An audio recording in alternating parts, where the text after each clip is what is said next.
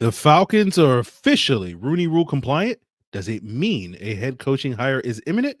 And we'll connect some dots today on their interest in Mike Vrabel and if they're going to be able to get Jim Harbaugh on a plane from LA.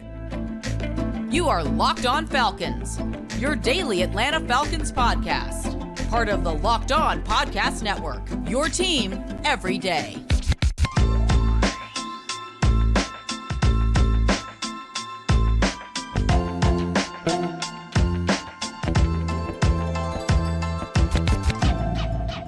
Welcome back, everyone, to another illustrious episode of the Locked On Falcons podcast, your daily Atlanta Falcons podcast, part of Locked On Sports Atlanta, your team every day.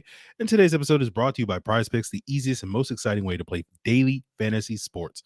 Go to prizepicks.com/LockedOnNFL and use code in all lowercase LockedOnNFL for a first deposit match up to $100.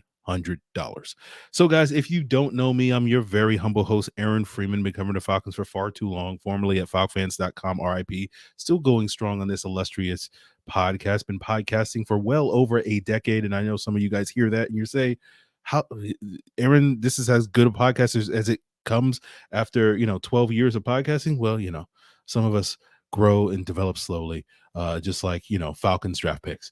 But guys, appreciate each and every one of you that are everydayers here and make this illustrious podcast your first listen or watch of the day. And if you want to become an everydayer, all you got to do is subscribe or follow for free on YouTube or wherever you listen to podcasts, so you continue to see my slow and steady improvement as a podcaster. And so I'm sure some of you guys watching on YouTube are sitting here weirded out by the fact that I'm not wearing my glasses today. I had my eyes dilated at the doctor's office. We're at 7 hours and counting, and they still haven't undilated. So if you see me squinting on today's episode, it's me trying to see my notes, but it's a little bit easier for me to see without my glasses this far from the screen. But today's episode, you will see me squinting through my positional breakdowns as we continue that, talking about the tight end position, talking about Kyle Pitts' injury this past year, his usage. Will they pick up his fifth-year option? We'll talk about what's next for this Falcons team and whether or not a new regime is not going to be as high on Kyle Pitts as the former regime was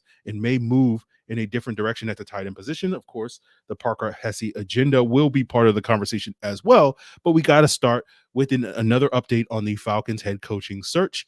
They did conduct 2 in-person interviews over the past 24 hours with Raheem Morris, the Rams defensive coordinator, Ejiro Evero, the Panthers defensive coordinator. Both of those were in person. Of course, both of those guys are minority candidates, external from the Falcons organization. And that means now that the Falcons are officially Rooney Rule compliant, which means that they can proceed with their next head coaching hire, whoever that may be.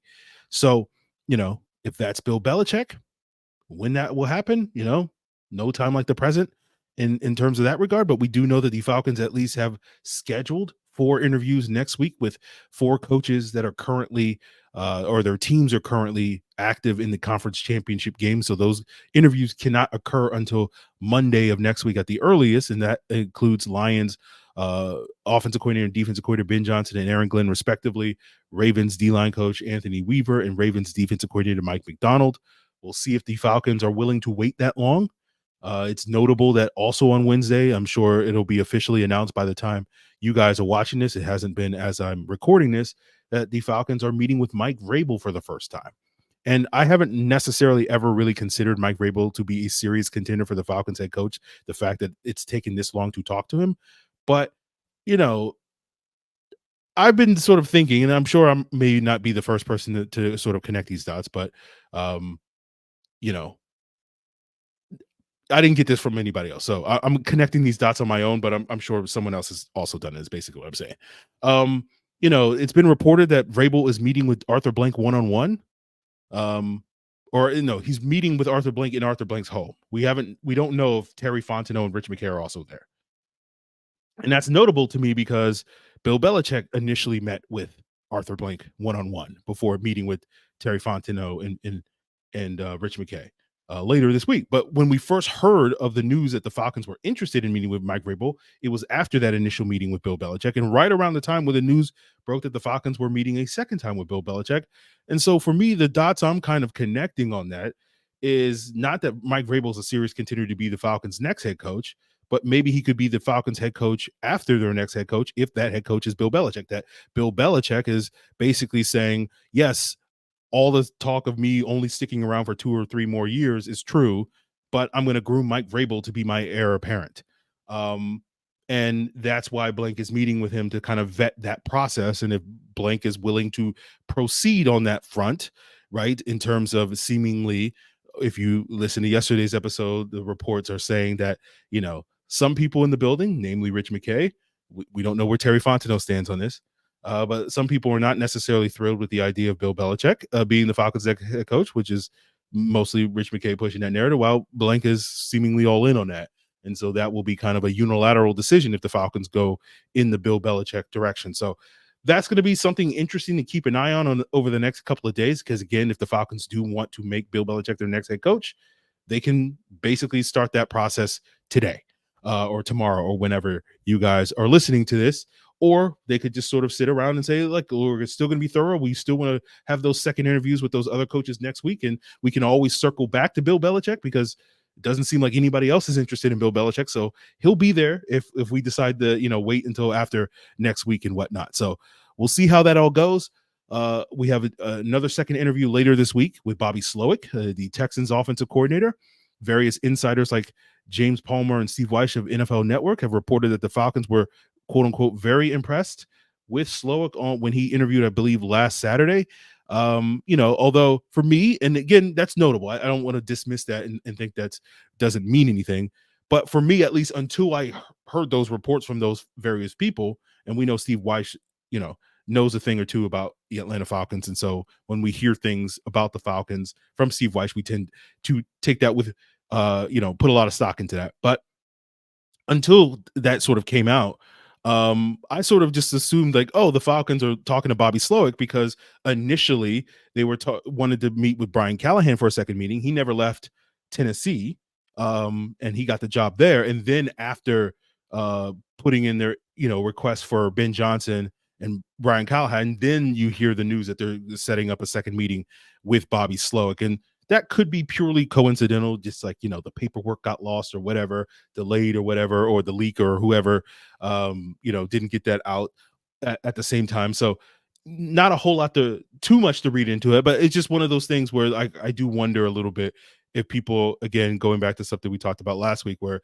people just base their opinion off the most recent tweet that they saw. And so the most recent tweet is the Falcons are very impressed with Bobby Slowick. And so, that means Bobby Slowick's going to be the guy. And again, we'll see. We'll see how it all plays out. But speaking of Brian Callahan not being let off the plane or not allowed to get on the plane, let's talk about another person who seemingly, and again, I'm recording this, around 5:00 on Wednesday.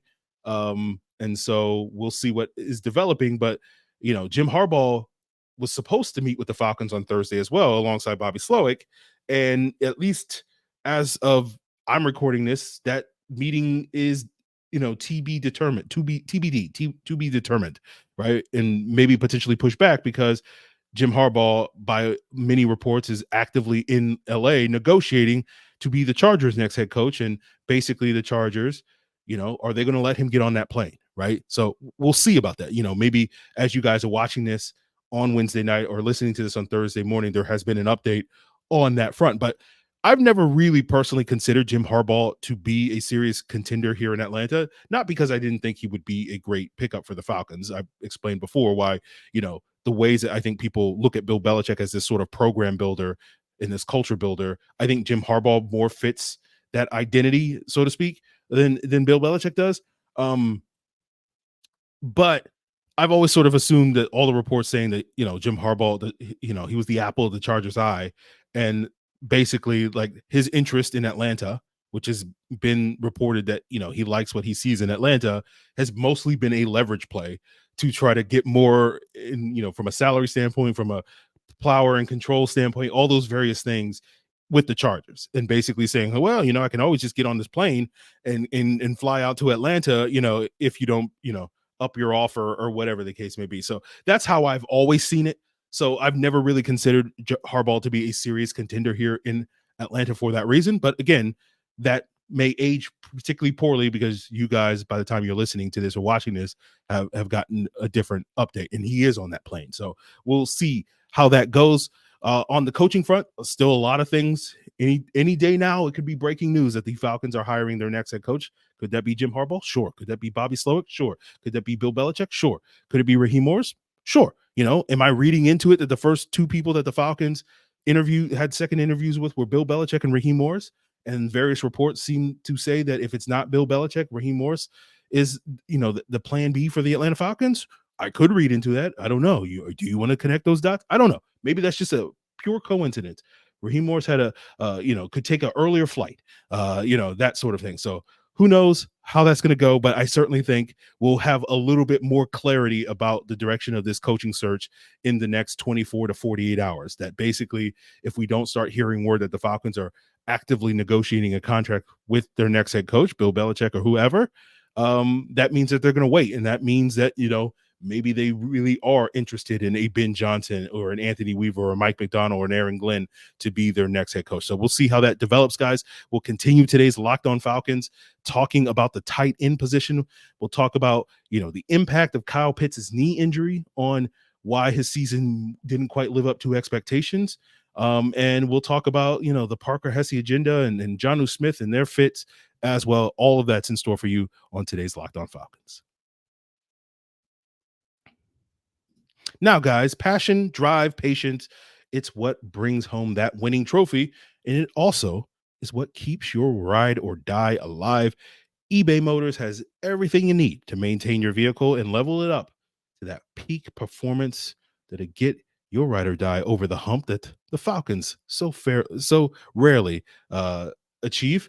And, if you're looking for that supercharger, a roof rack, exhaust kits, LED headlights, and more, whether you're into the speed, power, or style, eBay Motors has you covered.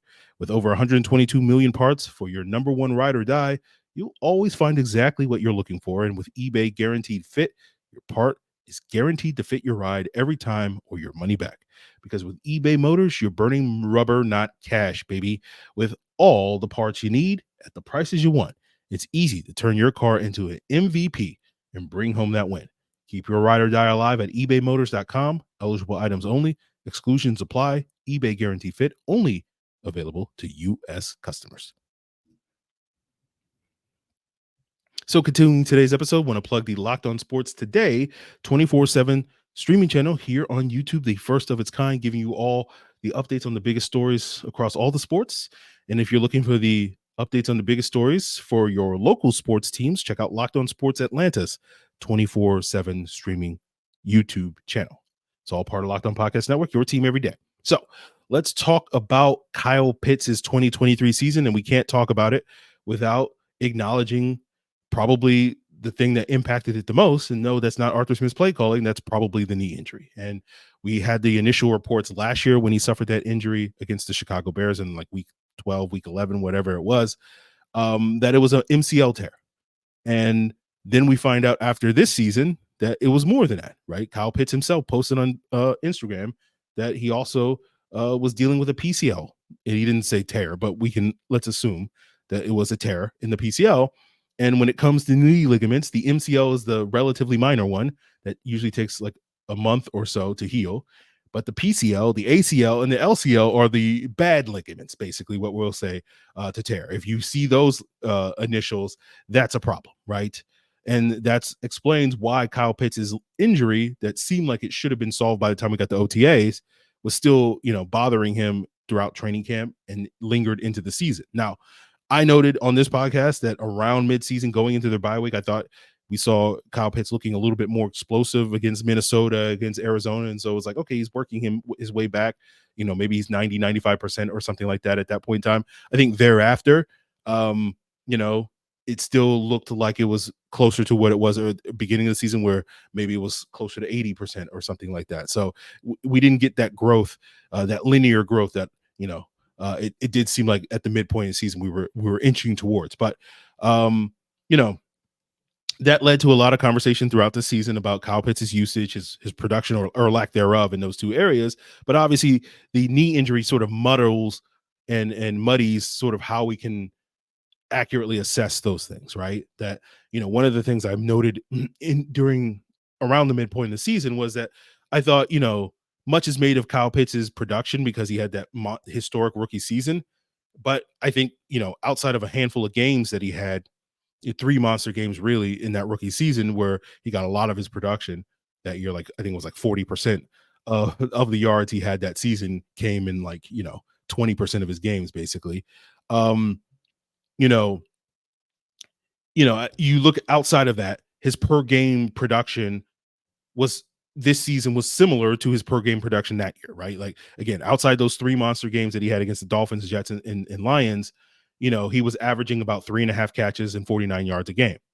This year, especially if you were to take out the slow start he had in the first 4 weeks, where again the production questions were a valid concern there. Thereafter for the remaining 13 games of the season, he averaged about 3.2 catches and 42 yards per game. And I think the difference between those things, again, maybe you could easily attribute to the fact that he wasn't fully healthy this year compared to then. And what's interesting to me about those 3 monster games that he had in his rookie season especially against the Dolphins and Jets, is like those teams really wanted to man him up in that game, and he really took advantage of those matchups, right? Creating those mismatches. Part of that's due to him being healthier. Part of that, I think, is due to the quarterback play, or at least having a quarterback like Matt Ryan that was more capable of exploiting those mismatches then. And you haven't really had that the last 2 seasons, injuries withstanding. And then you couple that with the injury, you're not getting the mismatches when teams decide to man up Kyle Pitts today, like you were getting his rookie season, due in part to that injury. So I absolutely think that, Arthur Smith could have done a better job utilizing Kyle Pitts over the last 3 years. I think that's, there's no doubt about that, especially in the red zone and whatnot. And then certainly there are ways for him to create and manufacture targets for Kyle Pitts much more easily. That would have certainly made the fantasy football community happy, especially those of them that are, doing their PPR rankings. But I think overall, a lot of the concerns about Kyle Pitts' usage and lack of production has less to do with the play calling and more to do kind of with the circumstances surrounding Kyle Pitts, which is related to that injury, which is related to that quarterback play. And so I'm not as convinced as other people are that, any new coach, any new play caller is just going to magically snap his fingers and fix the problem, right? But we'll circle back to that a little bit later in the episode. Now, let's talk about some of the other tight ends the Falcons had. Jonnu Smith was their sort of yak king this year, and it sort of embodied what we've talked about with the Smith offense, which is, get the ball in the hands of your playmaker and let them go make plays. And Jonnu Smith was kind of the guy that consistently was able to do that. You didn't quite see that with Kyle Pitts and Drake London. And I don't think that, again, isn't because of Smith's play calling. I think a lot of that is just, and I noted this when we watched the college tape of those guys and we were breaking them down after we drafted them, that Pitts and London specifically are not guys that are great after the catch. They're fine, but they're not necessarily guys that, okay, you can just get them the ball and let them go to work in the ways that a Jonnu Smith was, a Cordero Patterson was, a Bijan Robinson. And, I don't think it's a coincidence that some of those guys, quote unquote, blossomed under Arthur Smith, given what we're talking about. So while a lot of people complained about, John was getting the ball too much, I never did, because that's just kind of how the Arthur Smith offense has always worked. Right now, much was made at certain points in the season about Jonnu Smith getting the ball too much. Again, I think a lot of that is people overreacting to 2 plays, that jet sweep against Minnesota, that sort of pass to Michael Pruitt in the red zone against the Titans the following week. And I look at those 2 plays and, I just look at it as the Falcons simply didn't execute on those plays. You missed the block against the Vikings. You missed the throw against the Titans. And those aren't plays that I lose sleep over. I'm not going to lose sleep over 2 plays over the course of almost 1,100 plays over the course of a season. But that's just how I roll. But speaking of missing blocks, that gets us to the Parker Hesse agenda, right? And we talked all throughout the season. One of the reasons why the Falcons offense was not as effective this year was because their perimeter blocking wasn't as effective, and that matters when you run an outside zone scheme. And, to me, it wasn't to say that Parker Hesse was the sole cause of that, but it was, let's say, symptomatic. It was emblematic of their struggles that you had a player in Parker Hesse that was so good in that arena the previous year, which was a contributing factor to why the Falcons run game was so effective last year. And then when you basically, he's not in the games for 13 or 14 out of your 17 games this year, to me, it's not a shock that, like, your run blocking is limited this year. And, you can take these numbers with a grain of salt, but I'm using them to illustrate a point. But like, let's say when it comes to outside zone, a lot of it, 30% is tight end, 30% is offensive tackle play, 30% is interior, 10% is other, right? And maybe those percentages would be different for other teams, but that number, especially the tight end number, is so high because of how often the Falcons use two or more tight ends on the football field. Of roughly half of their snaps feature that. And you saw big steps back for the tight ends in offensive tackles this year in terms of blocking, in part due to not having Parker Hesse out there consistently, and the replacements in Michael Pruitt, John Fitzpatrick, et cetera, were not as effective in that role. And your tackles in Caleb McGarry and Jake Matthews were not as effective blocking on the perimeter as they were the previous year. And basically what I'm saying is there's a reason why your run blocking took a step back, because essentially I'm arguing 60% of the things that matter, were not as effective this year as they were a year ago. Now, I know a lot of people push back against that narrative because they see the PFF grades, they see the rankings that suggest that the Falcons run blocking was, top of the league this year. And we might get into this more on tomorrow's episode if we break down the offensive line. But, in the Locked On Falcons Discord, link in the description below, a couple of us were talking about this, and we kind of figured that the PFF's grading system is kind of biased a little bit to overvalue zone blocking a little bit. But again, we may circle back to that tomorrow. And so that's why I wouldn't put too much stock in their grades that suggested the Falcons run blocking was elite this year or anything like that. I think, your eyes kind of tell you that it wasn't quite to that level, or certainly was not as consistent as it needed to be. And the last little tidbit I want to touch upon with the Parker Hesse agenda is, it was a little baffling to me why Hesse wasn't in the lineup, and why the Falcons insisted on Michael Pruitt and John Fitzpatrick and Tucker Fisk. I typically am not the guy that's like complaining about why is player X getting more snaps than player Y, right? I'm not in that building. I tend to give the coaches the benefit of the doubt that they are in that building. They have justifications for that reason. And most of the times I think they do, right? For example, like when people complained about Bud Dupree getting more snaps than Arnold Ebiketie, it's like they're justified in that because Bud Dupree is a better run defender. And when you play as much light boxes as the Falcons play on defense, that matters, right? And Arnold Ebiketie isn't so much better a pass rusher that to sort of, make that worthwhile. But sort of seeing Pruitt and Fitzpatrick and Tucker Fisk get all the snaps that Parker Hesse was getting last year just was a little baffling to me. And I know for a large chunk of the season, Hesse wasn't healthy, but even at the end of the season, when Keith Smith got hurt and you needed a new fullback, and the Falcons were like, oh, we're going to make Tucker Fisk the new fullback for 3 games. And it's like Parker Hesse's right there.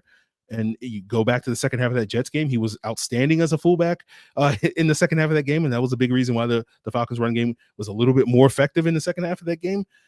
It was just a little baffling to me, but we might circle back to this conversation when we talk about some of the questionable choices when it came to the cornerback rotation in the final month of the season as well. So those were just some things. Like, again, I rarely get into those sort of things, but it was just, to me, it was like, this is weird. Like, why are the Falcons doing this? But we'll leave the Parker Hesse agenda aside. We'll continue the conversation talking about the future of the tight end position. We probably won't be talking about Parker Hesse. We'll talk about Kyle Pitts. Do the Falcons pick up their 5th-year option? Is a new coaching staff going to value a tight end with Kyle Pitts' skill set as much as the old coaching staff? We'll break it all down as we wrap up today's Locked On Falcons. So the NFL season is wrapped and the playoffs are ongoing, but there's still time to get in on all the action over at FanDuel, America's #1 sportsbook.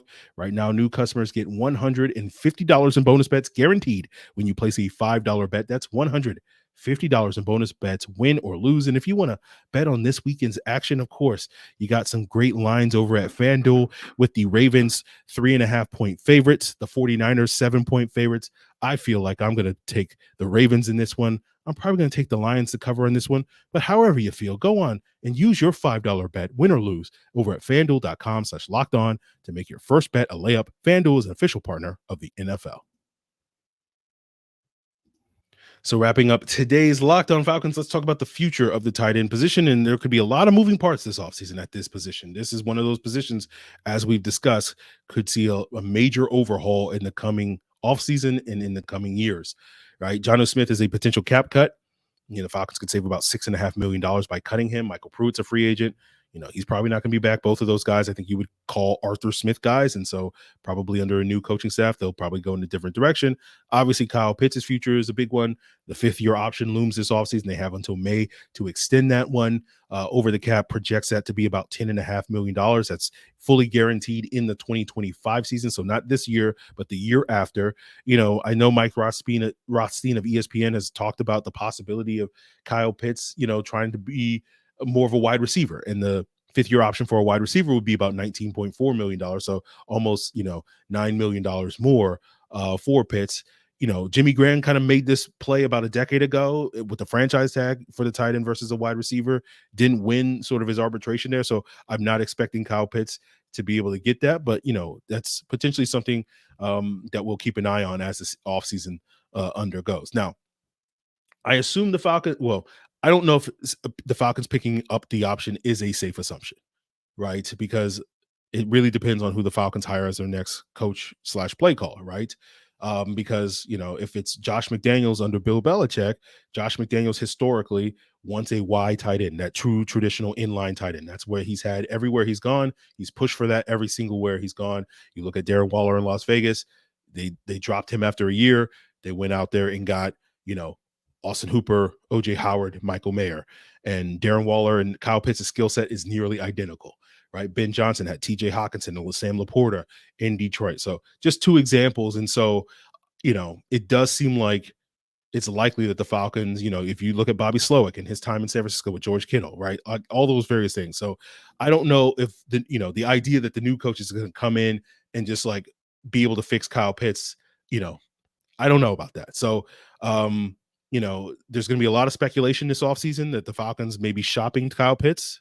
How will the injury potentially affect his market? So I could see a scenario where the Falcons pick up the 5th-year option, hope that Kyle Pitts has a bounce back rebound season, say all the right things about, we believe in Kyle, all that sort of thing. You have his rights in 2025. So if he doesn't necessarily have the bounce back season, you can trade him. Or if he does have the bounce back season, now that increases his trade value potentially next year. And that will be an option to you available then. So that's really the only way that you can get out of paying that 5th-year option. But, $10.5 million is not necessarily an egregious amount of money to trade for to another team, especially if that new team is planning on giving Kyle Pitts an extension or whatever the case may be. So that is going to be something to keep an eye on. So we'll see what happens this offseason, right? If the Falcons go out there and get in and spend a decent amount of money in free agency to replace guys like Jonnu Smith and Michael Pruitt to number 2 tight end, that may tip their hand that, they're not as sold on Pitts being in the future. If they were to use one of the early round picks, again, I wouldn't expect that to come in round 1.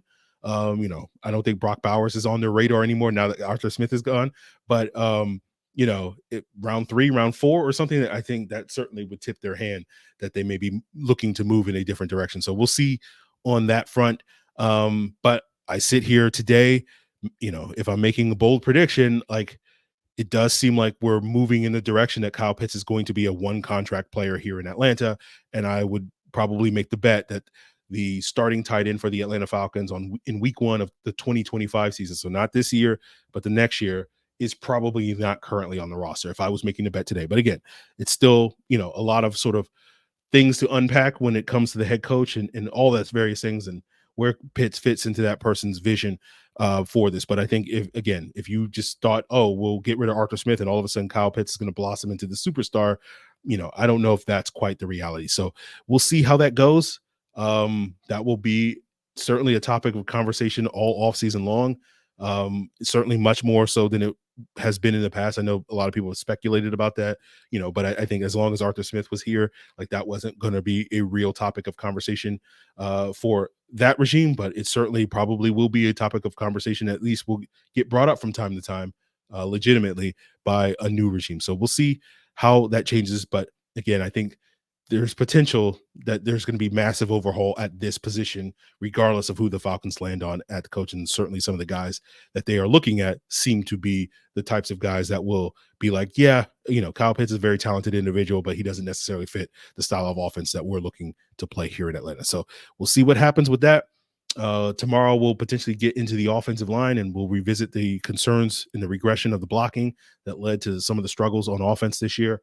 And we'll also give you any updates on any head coaching. Did Jim Harbaugh get on that plane? What's going on with this Vrabel stuff? Do we get more information on that? Is Sloak still sort of a hot name or whatever the case may be? So that will be what's in store for you on tomorrow's episode. Make sure you continue to make us your first listen. Check out the Locked On NFL, Locked On Sports Today, Locked On Sports Atlanta YouTube streaming channels as your second listen. It's all part of Locked On Podcast Network, your team every